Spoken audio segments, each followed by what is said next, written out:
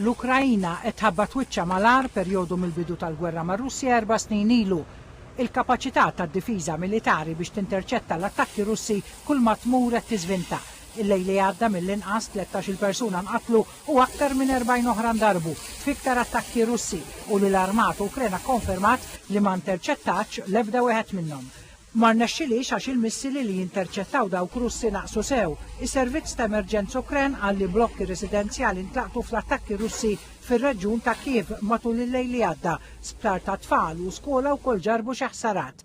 Viktoria Ruban mis-servizzi tal-emerġenza qalet li ħarġu mal-ewwel wara li bdew idoqqu s-sireni qudiemhom sabu ħerba. Mill-lejl li għadda l-attakki ma waqfux, baqgħu sejrin bla waqfien. L-attakki konċentrati fuq Kiev u r-reġjun tagħha.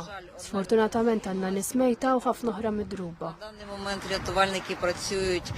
Il-President Ukren Volodymyr Zelensky qal li l-imwiet huma riżultat ta' nuqqas ta' apparat militari li interċetta l-attakki, il-missili u drones Russi u li l-Ukrajina serraħ fuq l-alleati tagħha li tipprovdihom. Fl-attakk tal-lejl li għadda Russja konfermat li kellha fil-mira lil Kiev u r-reġjun kollu madwarha.